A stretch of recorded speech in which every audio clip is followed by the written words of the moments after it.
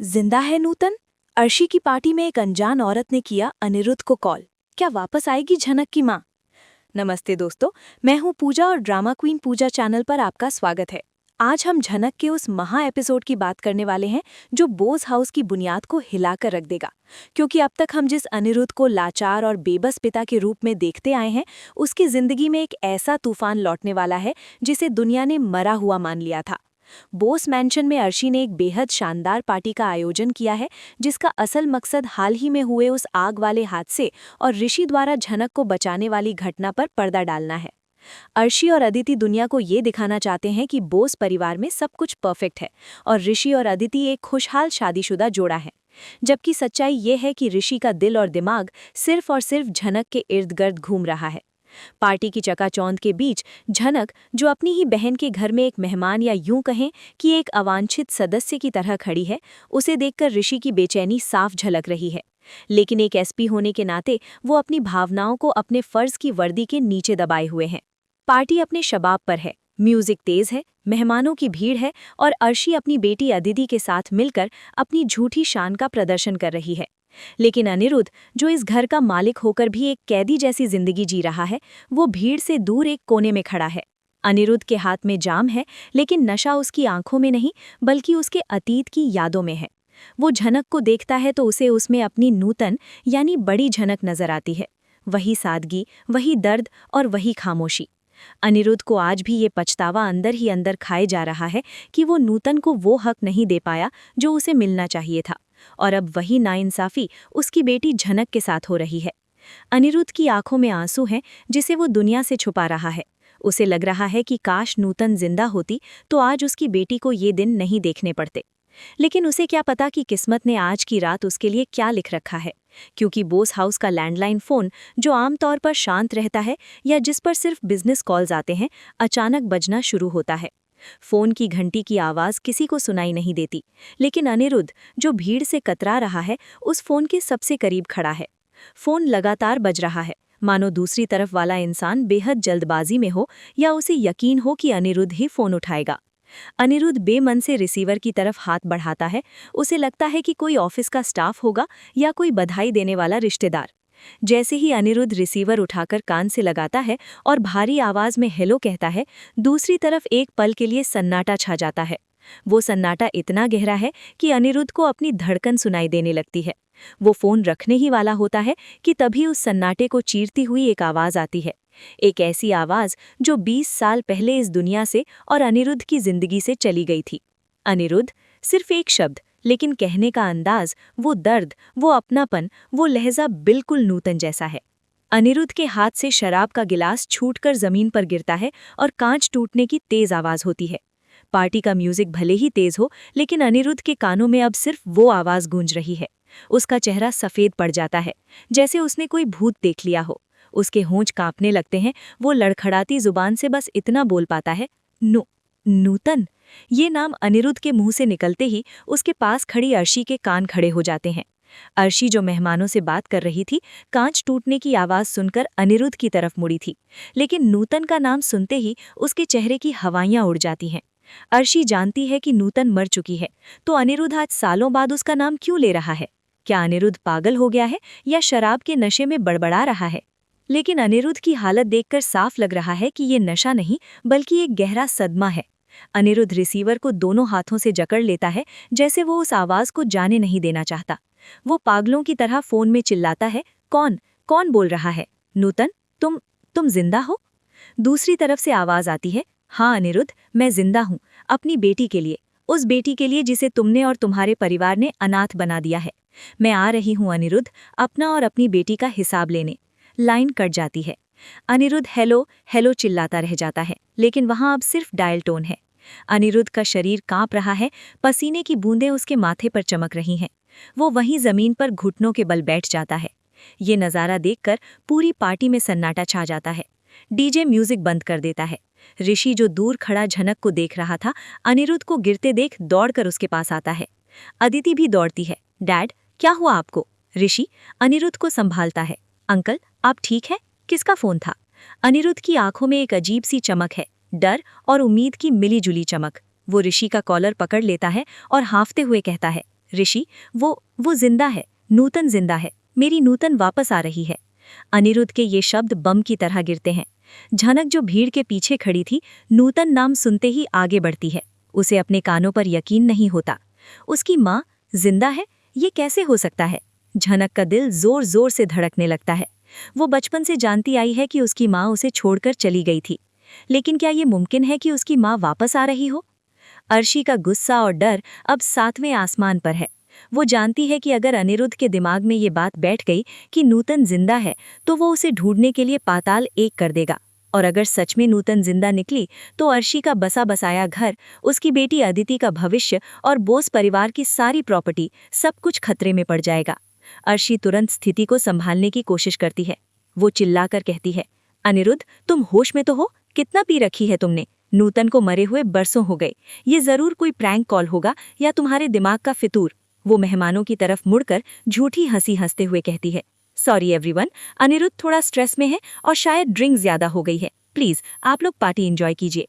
अर्शी इशारे से वेटर को बुलाती है ताकि अनिरुद्ध को वहां से हटाया जा सके, लेकिन अनिरुद्ध अर्शी का हाथ झटक देता है।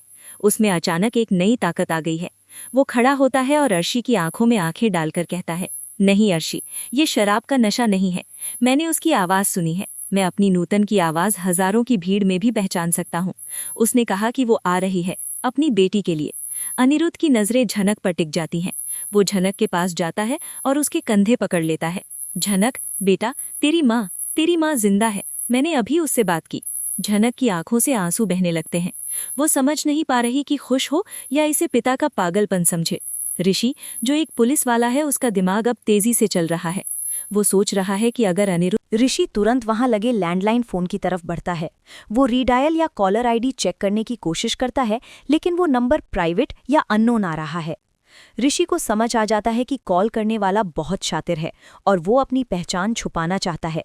लेकिन एक पुलिस अफसर होने के नाते ऋषि जानता है कि कोई भी कॉल पूरी तरह ट्रेस फ्री नहीं होती। वो मन ही मन ठान लेता है कि वो इस नंबर को ट्रेस करवाएगा। इधर अदिति का गुस्सा बढ़ता जा रहा है। उसे लग रहा है कि झनक और उसकी मरी हुई माँ का भूत उसके पिता को पागल बना रहा है। वो झनक पर चिल्लाती है, ये सब तेरा नाटक है ना झनक? तूने ही किसी से कॉल करवाया होगा ताकि डैड को इमोशनली ब्लैकमेल कर सके। तो चाहती क्या है? मेरे डैड को पागल साबित करके प्रॉपर्टी हड़पना? झनक, जो खुद सदमे में है, अदिति के इल्जाम सुनकर टूट जाती है। वो रोते हुए कहती है, मैंने कुछ नहीं किया अदिति, मैं तो खुद हैरान हूँ। माँ तो मुझे छोड़कर चली गई थी। ऋषि बीच में आता है और अदिति को डांटता है, अदिति बस करो, तुम देख नहीं रही हो अनिरुद्ध अंकल की हालत? और झनक तुम्हारे साथ ही खड़ी थी, उसने कैसे कॉल करवाया होगा? ऋषि का झनक के लिए स्टैंड लेना अदिति को और भड़का देता है, लेकिन वो चुप हो जाती है क्योंकि उसकी माँ अर्शी उसे इशारा करती है। अर्शी को डर है कि अगर ऋषि ने इस मामले की जांच शुरू कर दी तो कहीं कोई ऐसा सच बाहर न आ जाए जो उसने सालों पहले दफन कर दिया था। अर्शी अनिरुद्ध को जबरदस्ती कमरे में ले जाने की कोशिश करती है। चलो अनिरुद्ध, तुम्हें आराम की जरूरत है। लेकिन पार्टी का माहौल अब पूरी तरह बदल चुका है। मेहमान कानाफूसी कर रहे हैं। क्या सच में बोस खानदान की वो पुरानी औरत वापस आ रही है? क्या अनिरुद्ध बोस की पहली पत्नी या प्रेमिका जिंदा है? अनिरुद्ध को कमरे में ले जाया जाता है, लेकिन उसकी बातें वो आ रही है पूरे घर में गूंज रही हैं। झनक गार्डन में अकेले खड़ी होकर आसमान की तरफ देख रही है। उसके मन में हजारों सवाल हैं। अगर माँ जिंदा हैं तो वो इतने साल कहाँ थीं? वो मेरे पास क्यों नहीं आई? क्या उन्होंने मुझे भुला दिया था या कोई मजबूरी थी? तभी पीछे से ऋषि आता है। ऋषि झनक के कंधे पर हाथ रखने ही वाला होता है, फिर रुक जाता है। वो दूर से ही कहता है, झनक, अगर अनिरुद्ध अंकल कह रहे हैं तो शायद इसमें कोई सच्चाई हो सकती है। मैं वाला करता हूँ, मैं पता लगाऊंगा कि वो कॉल किसने किया था। झनक मुड़कर ऋषि को देखती है। उसकी आंखों में एक उम्मीद जागती है। वो ऋषि से कहती है, सर, क्या सच में ऐसा हो सकता है? क्या मेरी माँ जिंदा हो सकती हैं? अगर वो जिंदा है तो मुझे उनसे मिलना है। मुझे पूछना है कि उन्होंने मुझे अकेला क्यों छोड़ा। ऋषि झनक का दर्द महसूस कर सकता है। वो उससे वादा करता है, मैं पूरी कोशिश करूंगा झनक, कल सुबह ही मैं साइबर सेल से उस कॉल को ट्रेस करवाऊंगा। लेकिन उन्हें नहीं पता कि दीवार के पीछे खड़ी अर्शी ये सब सुन रही है। अर्शी का चेहरा गुस्से से लाल है। वो मन ही मन कसम खाती है, ऋषि को कुछ पता चलने से पहले मुझे उस कॉलर का पता लगाना होगा। अगर नूतन सच में जिंदा है तो इस बार मैं उसे ऐसा मारूंगी कि उसकी लाश भी नहीं मिलेगी। दोस्तों, रात जितनी गहरी होती जा रही है, बोस मैंशन की दीवारों के पीछे का डर उतना ही बढ़ता जा रहा है। पार्टी खत्म हो चुकी है, मेहमान जा चुके हैं, लेकिन घर के अंदर का तूफान अभी शुरू हुआ है। अर्शी, जो दुनिया के सामने बेहद मजबूत और आत्मविश्वास से भरी नजर आती है, इस वक्त अपने कमरे में एक पिंजरे में बंद शेरनी की तरह बेचैन है। अनिरुद्ध की वो बात, नूतन जिंदा है, अर्शी के कानों में पिघले हुए शीशे की तरह गूंज रही है। अर्शी जानती है कि अगर ये सच हुआ तो 20 साल पहले उसने जो झूठ की इमारत खड़ी की थी वो एक ही झटके में गिर जाएगी। अर्शी अपने पुराने संपर्कों, उन लोगों को जिन्होंने नूतन को गायब करने या उसे मरा हुआ साबित करने के लिए इस्तेमाल किया था, पागलों की तरह फ़ोन लगाती है। वो जानना चाहती है कि कहीं कोई चूक तो नहीं हो गई थी, क्या नूतन उस हादसे से बच निकली थी, लेकिन कोई भी फ़ोन नहीं उठा रहा। और ये खामोशी अर्शी के डर को यकीन में बदल रही है कि कोई तो है जो अब बोस परिवार की जड़ों को काटने के लिए वापस आ चुका है। दूसरी तरफ अनिरुद्ध की हालत किसी छोटे बच्चे जैसी हो गई है, जिसे उसकी मां के लौटने का वादा किया गया हो। वो अपने कमरे में बैठा नूतन की एक पुरानी धुंधली तस्वीर को सीने से लगाए हुए है। डॉक्टर ने उसे नींद की दवाई दी थी ताकि वो शांत हो जाए, लेकिन अनिरुद्ध ने वो दवाई अर्शी की नज़रों से बचाकर फेंक दी है। वो जाग रहा है, इंतजार कर रहा है। जब झनक दबे पांव अपने पिता अनिरुद्ध को देखने कमरे में आती है तो अनिरुद्ध उसे पास बुलाता है। उसकी आंखों में वो पागलपन नहीं, बल्कि एक पिता का विश्वास है। वो झनक का हाथ पकड़कर कहता है, बेटा, तू डरना मत, तेरी माँ ने कहा है वो आ रही है। वो तुझे इस नर्क से, इस जिल्लत की जिंदगी से निकालने आ रही है। झनक, जो खुद बहुत कंफ्यूज्ड है, अनिरुद्ध की बातों पर यकीन करना चाहती है, लेकिन उसका तार्किक दिमाग उसे रोक रहा है। उसे लग रहा है कि शायद ये कोई क्रूर मजाक है, लेकिन फिर भी दिल के किसी कोने में एक उम्मीद की लौ जल उठी है। अगली सुबह का सूरज बोस परिवार के लिए नई मुसीबतें लेकर निकलता है। ऋषि, जो अपनी वर्गी के फर्ज और दिल के जज्बातों के बीच फंसा है, वो सुबह होते ही सीधा पुलिस स्टेशन नहीं बल्कि पुलिस हेडक्वार्टर के साइबर सेल डिपार्टमेंट पहुंचता है। ऋषि के चेहरे पर एक अलग ही सख्ती है। वो उस लैंडलाइन नंबर को ट्रेस करने का आदेश देता है जिससे बीती रात अनिरुद्ध को कॉल आया था। ऋषि जानता है कि अर्शी और अदिति उसे रोकने की कोशिश करेंगी, इसलिए वो ये काम बेहद गोपनीय तरीके से कर रहा है। साइबर सेल के एक्सपर्ट्स कुछ ही देर में उस नंबर की लोकेशन ट्रेस कर लेते हैं। कंप्यूटर स्क्रीन पर जो लोकेशन फ्लैश होती है उसे देखकर ऋषि चौंक जाता है। वो लोकेशन शहर के किसी पॉश इलाके की नहीं, बल्कि कोलकाता के पुराने शहर के एक बेहद पिछड़े और सुनसान इलाके की है। वही इलाका जहां सालों पहले नूतन का पुराना घर हुआ करता था, वही गलियां जहां अनिरुद्ध और नूतन की प्रेम कहानी शुरू हुई थी और शायद खत्म भी। ऋषि को अब यकीन होने लगा है कि ये कोई रैंडम प्रैंक कॉल नहीं है। कॉल करने वाला ना सिर्फ अनिरुद्ध को जानता है, बल्कि नूतन के अतीत से भी गहरा वास्ता रखता है। लोकेशन एक पब्लिक टेलीफोन बूथ यानी पीसीओ की है। ऋषि बिना वक्त गवाए अपनी जीप निकालता है, लेकिन वो अकेले नहीं जाना चाहता। उसे लगता है कि अगर वहां सच में नूतन या उससे जुड़ा कोई सुराग मिला तो झनक का वहां होना जरूरी है। ऋषि बोस मैंशन वापस आता है। घर में नाश्ते की टेबल पर सन्नाटा है, लेकिन तनाव साफ महसूस किया जा सकता है। अदिति ऋषि को देखते ही सवाल करती है, कहाँ गए थे तुम सुबह सुबह? और उस फेक कॉल के बारे में डैड को और उम्मीदें मत दो ऋषि, उनकी तबीयत खराब हो रही है। अदिति को लगता है कि ऋषि झनक की मदद करने के लिए अपने ही परिवार यानी ससुराल के खिलाफ जा रहा है। ऋषि अदिति के सवालों को नजरअंदाज करते हुए सीधा झनक के पास जाता है। वो सबके सामने अर्शी और अनिरुद्ध की मौजूदगी में कहता है, झनक, मेरे साथ चलो, हमें उस कॉलर की लोकेशन मिल गई है। ये सुनते ही अर्शी के हाथ से चाय का कप छूटते छूटते बच जाता है। अनिरुद्ध एकदम से खड़ा हो जाता है। मैं भी चलूंगा, मुझे भी ले चलो ऋषि। अर्शी तुरंत बीच में आती है। नहीं अनिरुद्ध, तुम कहीं नहीं जाओगे, डॉक्टर ने तुम्हें बेड रेस्ट बोला है। और ऋषि, तुम इस पागलपन को बढ़ावा क्यों दे रहे हो? वो कोई भी हो सकती है, कोई ब्लैकमेलर भी। ऋषि अर्शी की आंखों में देखता है और एक तीखा जवाब देता है, अगर ब्लैकमेलर है अर्शी माँ, तो एक पुलिस वाले होने के नाते मेरा फर्ज है उसे पकड़ना, और अगर वो वाकई नूतन आंटी हैं तो उन्हें घर लाना मेरा फर्ज है। अर्शी निरुत्तर हो जाती है। ऋषि अनिरुद्ध को समझाता है कि उसका जाना सुरक्षित नहीं है और वादा करता है कि वो जो भी सच होगा उसे लेकर आएगा। ऋषि और झनक घर से निकल जाते हैं। अर्शी अब और भी ज्यादा घबरा गई है। जैसे ही ऋषि और झनक निकलते हैं, अर्शी बहाना बनाती है कि उसे माइग्रेन हो रहा है और वो अपने कमरे में जा रही है, लेकिन कमरे में जाकर वो पिछले दरवाजे से निकलकर अपनी कार निकालती है। अर्शी ने ऋषि की बातों से अंदाजा लगा लिया है कि वे कहाँ जा रहे होंगे। पुराने शहर का वही इलाका। अर्शी को ऋषि से पहले वहां पहुंचना है। अर्शी ड्राइव करते हुए बार बार अपने मोबाइल पर किसी शूटर को मैसेज कर रही है। अगर वो औरत वहां मिले तो इस बार काम तमाम करने में कोई गलती नहीं होनी चाहिए। अर्शी का वो खूंखार रूप बाहर आ रहा है जो उसने दुनिया से छुपा रखा था। वो अपनी बेटी अदिति की खुशी यानी असल में अपनी दौलत बचाने के लिए किसी भी हद तक जा सकती है, फिर चाहे उसे दोबारा अपने हाथ खून से क्यों ना रंगने पड़े। इधर ऋषि और झनक अपनी गाड़ी में पुराने इलाके की तरफ बढ़ रहे हैं। रास्ते में झनक खामोश है, उसके हाथ कांप रहे हैं। ऋषि उसे पानी देता है और सांत्वना देता है। झनक, जो भी होगा मैं तुम्हारे साथ हूं। अगर वो तुम्हारी माँ है तो दुनिया की कोई ताकत तुम्हें दूर नहीं कर सकती। झनक ऋषि की तरफ देखती है, उसकी आंखों में कृतज्ञता है। वो पूछती है, सर, अगर माँ जिंदा है तो डैड यानी अनिरुद्ध ने झूठ क्यों बोला कि वो मर गई हैं? ऋषि के पास इसका जवाब नहीं है, क्योंकि वो जानता है कि झूठ अनिरुद्ध ने नहीं, शायद अर्शी ने बुलवाया था। गाड़ी पुरानी तंग गलियों में रुकती है। ये इलाका काफी बदल चुका है, लेकिन फिर भी यहाँ एक अजीब सी वीरानियत है। वो पीसीओ बूथ एक पुरानी जर्जर दुकान के पास है। ऋषि और झनक उस पीसीओ वाले दुकानदार के पास पहुंचते हैं। ऋषि अपनी पुलिस आईडी दिखाता है और बीती रात के उस कॉल के बारे में पूछता है। दुकानदार, एक बूढ़ा आदमी, थोड़ा डर जाता है। वो याद करने की कोशिश करता है, फिर वो बताता है, साहब, रात को एक औरत आई थी। उसने चेहरे पर पल्लू डाला हुआ था। चेहरा ठीक से नहीं दिखा, लेकिन। दुकानदार रुकता है। झनक बेताबी से पूछती है, लेकिन क्या काका, कैसी दिख रही थी वो? उसकी आवाज कैसी थी? दुकानदार बताता है, बेटी, वो बहुत रईस घर की तो नहीं लग रही थी। कपड़े साधारण थे, लेकिन उसके हाथ में एक कंगन था, सोने का कंगन, जिस पर ए और एन लिखा हुआ था। और वो रो रही थी साहब, फोन पर बात करते हुए बहुत रो रही थी। ए और एन यानी अनिरुद्ध और नूतन।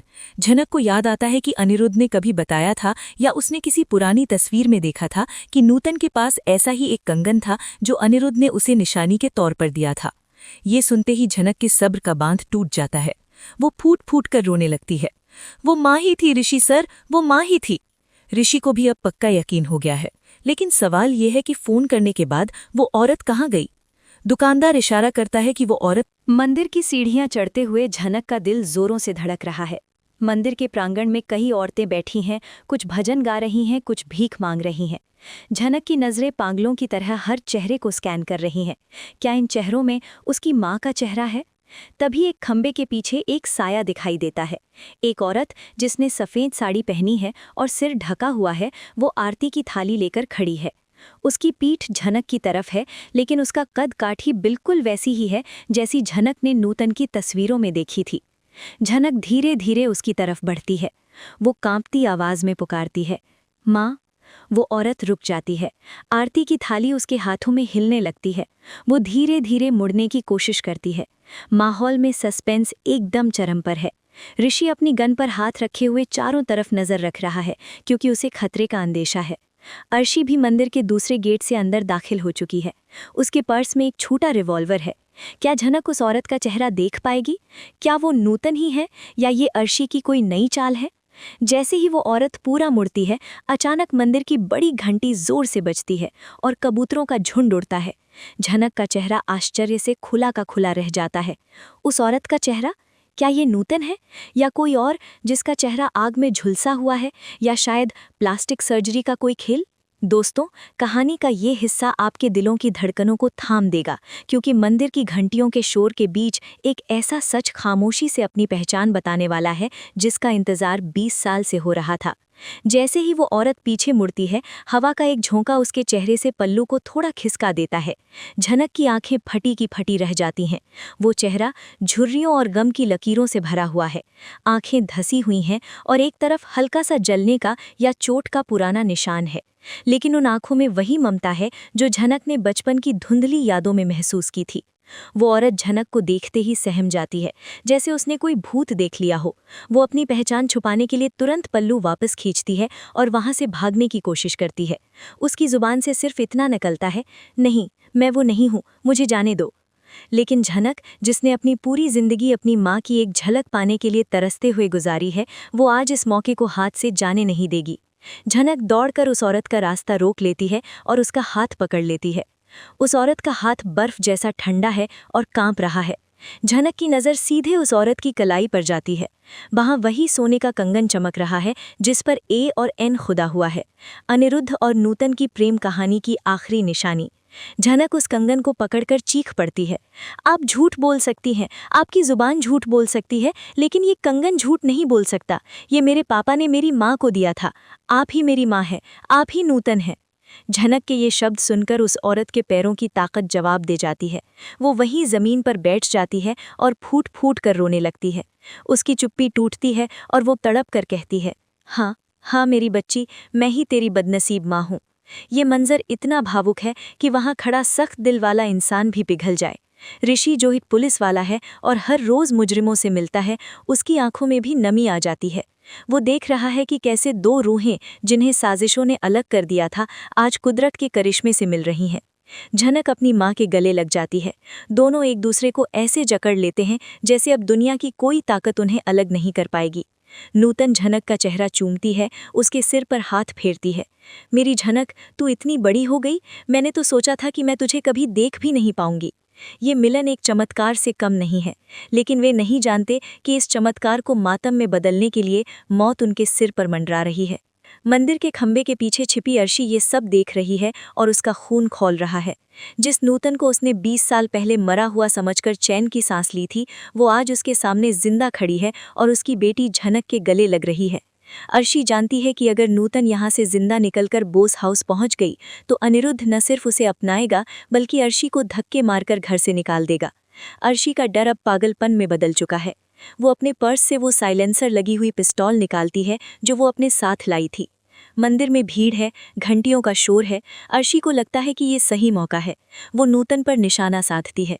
उसका हाथ थोड़ा कांप रहा है, लेकिन नफरत का नशा उस पर हावी है। वो मन ही मन कहती है, तेरी कहानी यही खत्म होनी चाहिए थी नूतन, तो वापस क्यों आई। तभी ऋषि की छठी इंद्रिय, जो एक बेहतरीन पुलिस वाले की पहचान होती है, उसे खतरे का संकेत देती है। ऋषि की नज़र मंदिर के उस कोने की तरफ जाती है जहां से अर्शी छुपकर निशाना लगा रही है। सूरज की किरण अर्शी की बंदूक की नली पर पड़ती है और एक चमक ऋषि की आंखों में लगती है। ऋषि तुरंत समझ जाता है कि वहां कोई है। वो झनक, हटो, चिल्लाते हुए पूरी ताकत से झनक और नूतन की तरफ छलांग लगाता है। ठीक उसी पल अर्शी ट्रिगर दबाती है। धाएं की आवाज़ घंटियों के शोर में दब जाती है, लेकिन गोली नूतन को लगने के बजाय पास ही रखे पीतल के एक बड़े कलश से टकराती है और जोरदार आवाज़ के साथ कलश गिर पड़ता है। अगर ऋषि ने उन्हें धक्का न दिया होता तो वो गोली सीधा नूतन के सीने में लगती। मंदिर में भगदड़ मच जाती है। लोग इधर उधर भागने लगते हैं। ऋषि अपनी सर्विस रिवॉल्वर निकाल लेता है और उस दिशा की तरफ दौड़ता है जहां से गोली चली थी। अर्शी देख लेती है कि उसका निशाना चूक गया है और ऋषि उसकी तरफ आ रहा है। वो घबरा जाती है। वो तुरंत अपना चेहरा दुपट्टे से और अच्छी तरह ढक लेती है और भीड़ का फायदा उठाकर वहां से भागने लगती है। ऋषि भीड़ को चीरते हुए पिलर के पास पहुंचता है, लेकिन वहां कोई नहीं है। अर्शी पिछले दरवाजे से निकलकर अपनी कार में बैठ चुकी होती है। ऋषि को वहां जमीन पर सिर्फ एक चीज मिलती है, अर्शी के परफ्यूम की वही महक जो अक्सर बोस हाउस में आती है, या शायद उसका कोई रुमाल गिर गया हो। ऋषि को शक तो होता है, लेकिन अभी उसका पहला फर्ज नूतन और झनक की सुरक्षा है। इधर नूतन बुरी तरह डरी हुई है। गोली चलने की घटना ने उसे पुराने दिनों की याद दिला दी है। वो कांपते हुए झनक से कहती है, झनक मुझे जाने दे, वो लोग मुझे मार डालेंगे, वो तुझे भी मार डालेंगे। अर्शी, अर्शी मुझे जिंदा नहीं छोड़ेगी। नूतन के मुंह से अर्शी का नाम सुनते ही झनक चौंक जाती है। माँ, आपको अर्शी आंटी ने ये सब किया? आप इतने साल कहाँ थी? ऋषि वापस आता है और नूतन को संभालता है। वो कहता है, आंटी, अब आपको डरने की जरूरत नहीं है। अब आपके साथ आपका बेटा खड़ा है। मैं एसपी ऋषि सेन हूँ और मैं वादा करता हूँ कि अर्शी बोस अब आपका बाल भी बांका नहीं कर पाएगी। ऋषि का आत्मविश्वास नूतन को थोड़ी हिम्मत देता है। ऋषि कहता है, हमें अभी इसी वक्त बोस हाउस चलना होगा। अनिरुद्ध अंकल आपका इंतजार कर रहे हैं। आज दूध का दूध और पानी का पानी होकर रहेगा। नूतन पहले तो बोस हाउस जाने से मना करती है। वो डरती है कि उसके वापस जाने से झनक की जिंदगी और बर्बाद हो जाएगी। वो बताती है कि 20 साल पहले अर्शी ने उसे पहाड़ी से धक्का दे दिया था और दुनिया को बताया कि वो एक्सीडेंट था। वो किसी तरह बच गई थी, लेकिन अर्शी ने उसे धमकी दी थी कि अगर वो वापस आई तो वो छोटी झनक को, जो तब बहुत छोटी थी, मार डालेगी। अपनी बेटी की जान बचाने के लिए नूतन ने अपनी पहचान मिटा दी और एक जिंदा लाश बनकर छुप कर रहती रही। ये सच सुनकर झनक का दिल दहल जाता है और ऋषि का गुस्सा 7वें आसमान पर पहुंच जाता है। झनक कसम खाती है, माँ, आपने मेरे लिए अपनी पूरी जिंदगी कुर्बान कर दी। अब मैं आपको और छुपने नहीं दूंगी। आज डैड को पता चलना चाहिए कि उनकी पत्नी अर्शी असल में एक डायन है। तीनों बोस हाउस के लिए निकल पड़ते हैं। रस्ते में ऋषि अनिरुद्ध को फोन करने की कोशिश करता है ताकि उसे बता सके, लेकिन अर्शी ने घर पहुंचकर लैंडलाइन का तार निकाल दिया है और अनिरुद्ध को एक कमरे में बंद कर दिया है। ये कहकर कि उसकी दिमागी हालत खराब है। अर्शी घर पहुंचकर बुरी तरह बौखलाई हुई है। वो जानती है कि ऋषि और झनक नूतन को लेकर आते ही होंगे। अब अर्शी के पास सिर्फ एक ही रास्ता बचा है, एक आखिरी और सबसे बड़ा झूठ। वो अपने आप को चोट पहुंचाती है, अपने कपड़े फाड़ती है और घर का सामान बिखेर देती है। वो एक ऐसा सीन क्रिएट करती है जैसे अनिरुद्ध ने उस पर हमला किया हो। वो चाहती है कि जब पुलिस, ऋषि आए तो वो अनिरुद्ध को ही पागल साबित कर दे और नूतन को एक धोखेबाज औरत बताए जो अनिरुद्ध की बीमारी का फायदा उठाने आई है। शाम ढलने वाली है जब ऋषि की गाड़ी बोस मैंशन के गेट पर रुकती है। गाड़ी से उतरते ही झनक नूतन का हाथ थामे हुए मुख्य दरवाजे की तरफ बढ़ती है। घर के नौकर और गार्ड्स नूतन को देखकर हक्के बक्के रह जाते हैं। उन्हें अपनी आंखों पर यकीन नहीं होता कि बड़ी मालकिन वापस आ गई हैं। जैसे ही वो तीनों हॉल में दाखिल होते हैं, वहां का नज़ारा देखकर दंग रह जाते हैं। अर्शी जमीन पर बैठी रो रही है, उसके सिर पर पट्टी बंधी है जो उसने खुद बांधी है, और अदिति उसे पानी पिला रही है। अनिरुद्ध एक कोने में रस्सियों से बंधा हुआ है और चिल्ला रहा है, मुझे छोड़ो, मेरी नूतन आने वाली है। अदिति अपने पिता को नफरत भरी नज़रों से देख रही है क्योंकि अर्शी ने उसे पट्टी पढ़ाई है कि अनिरुद्ध पागल हो गया है और हिंसक हो गया है। ऋषि की आवाज़ हॉल में गूंजती है, ये नाटक बंद करिए अर्शी माँ। अर्शी चौंक कर ऊपर देखती है। उसके सामने नूतन खड़ी है, साक्षात यमदूत बनकर। अर्शी के चेहरे का रंग उड़ जाता है, लेकिन वो हार मानने वालों में से नहीं है। वो तुरंत अदिति के पीछे छुप जाती है और चिल्लाने लगती है, देखो अदिति, देखो इस औरत को, ये वही है जिसने हमारे घर को बर्बाद किया था। ये मर गई थी ना, तो अब भूत बनकर क्यों आई है? ऋषि, तुम इसे यहाँ क्यों लाए हो? ये मेरे अनिरुद्ध को मुझसे छीन लेगी। अदिति, जो अपनी माँ की हालत देखकर और नूतन को अचानक जिंदा देखकर कंफ्यूज्ड है, गुस्से में आगे बढ़ती है। गेट आउट, निकल जाओ मेरे घर से। ऋषि, तुम इस औरत को हमारे घर में कैसे ला सकते हो? लेकिन तभी नूतन आगे बढ़ती है। उसकी आंखों में अब डर नहीं बल्कि एक माँ का क्रोध है।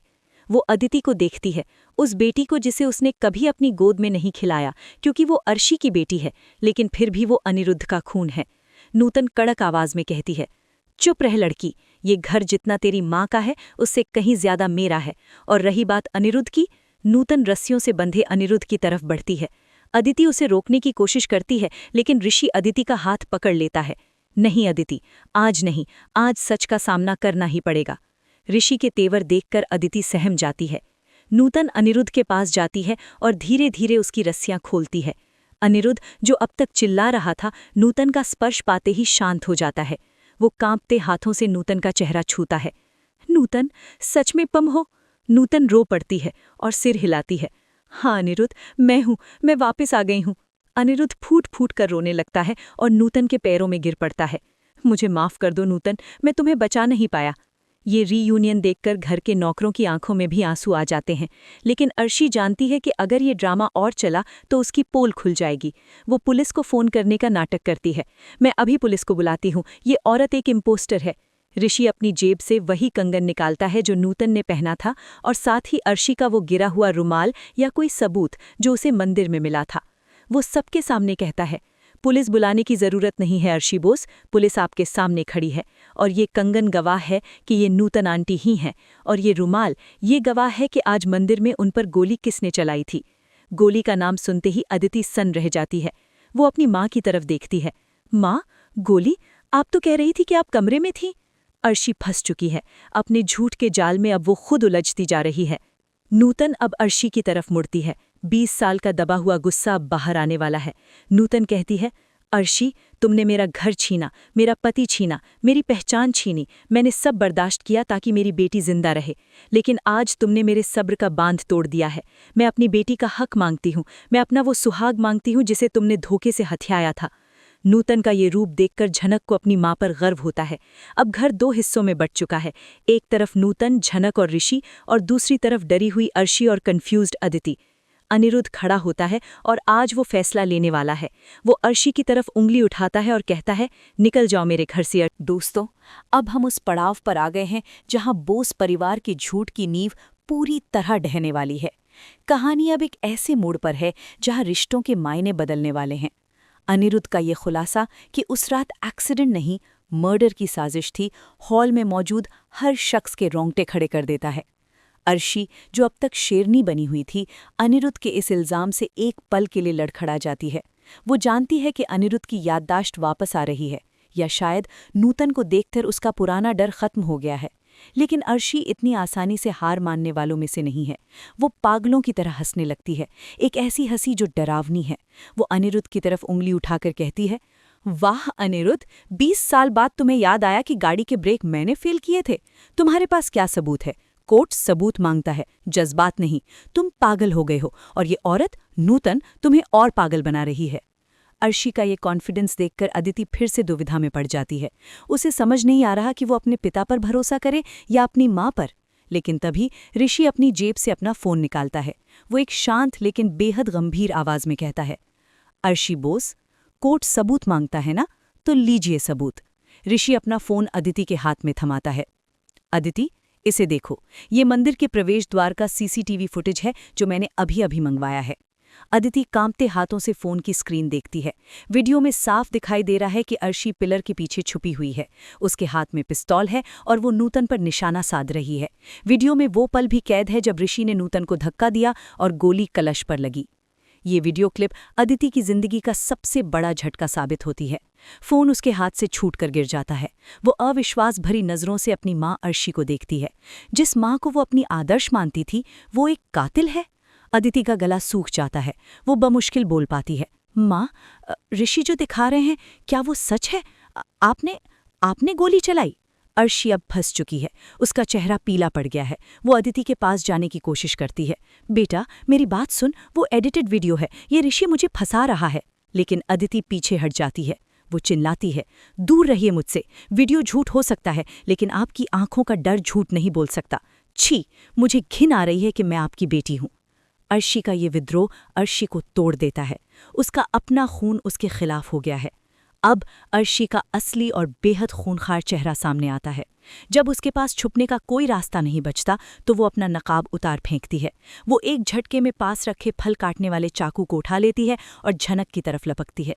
अर्शी की आंखों में खून उतर आया है। वो चिल्लाती है, हाँ, मैंने मारा था इसे और आज फिर मारूंगी। अगर ये नूतन जिंदा रही तो मेरा सब कुछ छिन जाएगा। मैं अपनी जगह किसी को नहीं लेने दूंगी। अर्शी का यह हमला इतना अचानक होता है कि ऋषि और अनिरुद्ध भी एक पल के लिए सन्न रह जाते हैं। अर्शी चाकू लेकर नूतन और झनक की तरफ बढ़ती है। लेकिन दोस्तों, इतिहास गवाह है कि जब माँ पर आँच आती है तो बेटी दुर्गा बन जाती है। झनक, जो अब तक शांत खड़ी थी, अपनी माँ नूतन को बचाने के लिए आगे आती है। वो अर्शी का हाथ हवा में ही पकड़ लेती है। झनक की आंखों में आज वो आग है जो शायद अर्शी ने कभी नहीं देखी थी। झनक पूरी ताकत से अर्शी की कलाई मरोड़ती है, जिससे चाकू अर्शी के हाथ से छूटकर दूर गिर पड़ता है। झनक अर्शी को धक्का देती है और अर्शी लड़खड़ाकर सोफे पर गिर पड़ती है। झनक गरजती है, बस बहुत हुआ अर्शी आंटी। 20 साल पहले आपने मेरी माँ को कमज़ोर समझकर कुचल गया था, लेकिन आज उनकी बेटी ढाल बनकर खड़ी है। अगर आपने मेरी माँ को छूने की कोशिश भी की तो मैं भूल जाऊंगी कि आप मेरी सौतेली बहन की माँ हैं। झनक का ये रौद्र रूप देखकर नूतन की आंखों में आंसू आ जाते हैं, खुशी के और गर्व के। ऋषि को भी झनक पर नाज होता है। अब घर का माहौल पूरी तरह बदल चुका है। अनिरुद्ध, जिसने अपनी रीढ़ की हड्डी गिरवी रख दी थी, आज अपनी बेटियों की ताकत देखकर खड़ा होता है। वो अर्शी के पास जाता है और बेहद ठंडे दिमाग से कहता है, अर्शी, हमारा रिश्ता उसी दिन खत्म हो गया था जिस दिन तुमने नूतन को मारने की कोशिश की थी। मैंने सिर्फ अदिति की खातिर ये नाटक किया, लेकिन आज तुम मेरे घर से ही नहीं, मेरी जिंदगी से भी दफा हो जाओ। अनिरुद्ध ऋषि की तरफ मुड़ता है। ऋषि, अपनी ड्यूटी पूरी करो। इस औरत को हथकड़ी पहनाओ, इस पे अटेम्प्ट टू मर्डर और 20 साल पहले के एक्सीडेंट का केस दर्ज करो। ऋषि अपनी जेब से हथकड़ी निकालता है। अर्शी अब गिड़गिड़ाने लगती है। उसका अहंकार टूट चुका है। वो अदिति के पैरों में गिर जाती है। अदिति, मुझे बचा ले, मैं जेल नहीं जाना चाहती। मैंने जो किया तेरे लिए किया। लेकिन अदिति अपना मुंह फेर लेती है। अदिति रोते हुए कहती है, आपने मेरे लिए नहीं, अपने लालच के लिए किया माँ। अगर आपने डैड से प्यार किया होता तो उनकी खुशियों का गला नहीं घोटती। जाइए यहाँ से। अपनी ही बेटी से ठुकराए जाने के बाद अर्शी की रही सही उम्मीद भी खत्म हो जाती है। ऋषि आगे बढ़ता है और अर्शी के हाथों में हथकड़ी पहना देता है। जैसे ही हथकड़ी की क्लिक आवाज हॉल में गूंजती है, ऐसा लगता है जैसे नूतन और झनक के 20 साल के वनवास का अंत हो गया हो। पुलिस जीप की आवाज बाहर आती है। ऋषि के बुलाए हुए कांस्टेबल अंदर आते हैं। ऋषि अर्शी को उन्हें सौंप देता है। जाते जाते अर्शी नूतन को बद्दुआएं देती है। तू कभी खुश नहीं रहेगी नूतन, तूने मेरा घर तोड़ा है। लेकिन नूतन मुस्कुराती है, एक विजय मुस्कान। वो कहती है, मैंने तेरा घर नहीं तोड़ा अर्शी, मैंने बस अपना घर वापस लिया है। पाप का अंत ऐसे ही होता है। पुलिस अर्शी को घसीटते हुए बाहर ले जाती है। घर में एक भारी सन्नाटा छा जाता है। ये सन्नाटा दुख का नहीं, बल्कि एक तूफान के गुजर जाने के बाद की शांति का है। अब हॉल में सिर्फ 4 लोग बचे हैं, अनिरुद्ध, नूतन, झनक और अदिति, और ऋषि जो एक दर्शक और रक्षक की भूमिका में है। अनिरुद्ध नूतन के पास आता है और हाथ जोड़कर खड़ा हो जाता है। नूतन, मुझे नहीं पता कि मैं माफ़ी के लायक हूं या नहीं। मेरी कायरता ने हमारी जिंदगी बर्बाद कर दी। नूतन, जिसका दिल आज भी अनिरुद्ध के लिए धड़कता है, उसके हाथ थाम लेती है। देर से ही सही अनिरुद्ध, तुमने सच का साथ दिया। बीती बातों को भूल जाओ। अनिरुद्ध और नूतन का मिलन देखकर झनक के चेहरे पर सुकून है, लेकिन असली ड्रामा अभी बाकी है। अदिति, जो एक कोने में खड़ी ये सब देख रही है, उसे महसूस होता है कि वो इस परफेक्ट फैमिली पिक्चर में फिट नहीं बैठती। उसकी माँ जेल गई है और उसके पिता अपनी पहली पत्नी और दूसरी बेटी के साथ हैं। अदिति को लगता है कि अब इस घर में उसकी कोई जगह नहीं है। अदिति धीरे से वहां से जाने लगती है। उसकी आंखों में आंसू हैं और दिल में खालीपन। लेकिन तभी झनक उसे आवाज देती है, अदिति, दी। ये दी शब्द अदिति के कदमों को रोक देता है। झनक उसके पास जाती है। अदिति बिना मुड़े खड़ी रहती है। झनक उसके कंधे पर हाथ रखती है। कहाँ जा रही हो? ये घर जितना मेरा है उतना ही तुम्हारा भी है। माँ ने जो किया उसकी सज़ा तुम्हें क्यों मिले? तुम मेरी बहन हो और ये सच अब कोई नहीं बदल सकता। अदिति मुड़ती है, उसकी आंखों में पछतावा है। वो झनक को देखती है। वही लड़की जिसे उसने इतना जलील किया, आज वही उसे अपना रही है। अदिति का अहंकार पिघल जाता है और वो झनक को गले लगा लेती है। मुझे माफ़ कर दे झनक, मैंने तेरे साथ बहुत बुरा किया। दोनों बहनों का मिलन देखकर अनिरुद्ध और नूतन की खुशियां दोगुनी हो जाती हैं। ऋषि दूर खड़ा मुस्कुरा रहा है। उसका मिशन पूरा हुआ। उसने न सिर्फ एक अपराधी को पकड़ा, बल्कि एक बिखरे हुए परिवार को भी जोड़ दिया। लेकिन दोस्तों, क्या ये हैप्पी एंडिंग है? नहीं, टीवी शोज में हैप्पी एंडिंग इतनी आसानी से नहीं होती। जब अदिति झनक के गले लगी है तो कैमरा ऋषि के चेहरे पर जूम करता है। ऋषि की आंखों में झनक के लिए जो प्यार है वो अदिति देख लेती है। अदिति को एहसास होता है कि ऋषि ने झनक के लिए जितनी शिद्दत से लड़ाई लड़ी वो सिर्फ इंसानियत नहीं थी। अदिति के मन में एक नया सवाल खड़ा होता है, ऋषि मेरा पति है, लेकिन क्या उसका दिल झनक के पास है? एपिसोड के अंत में हम देखते हैं कि नूतन अनिरुद्ध के साथ घर के मंदिर में दिया जला रही है। झनक ऋषि के पास आती है और उसे थैंक यू कहती है। ऋषि उसे देखकर कहता है, थैंक यू की ज़रूरत नहीं है झनक, अपनों के लिए लड़ना कोई एहसान नहीं होता। उनकी नज़रों का ये खेल अदिति नोटिस कर रही है। अर्शी जेल जा चुकी है, लेकिन जाते जाते उसने अदिति के दिमाग में जो नफ़रत का बीज बोया था, क्या वो पूरी तरह ख़त्म हो गया है? या अब कहानी में एक नया लव ट्रायंगल शुरू होगा, जहां 2 सगी बहनें एक ही पुरुष यानी ऋषि के लिए आमने सामने होंगी? ये एपिसोड यहीं ख़त्म होता है, एक नई शुरुआत की आहट के साथ।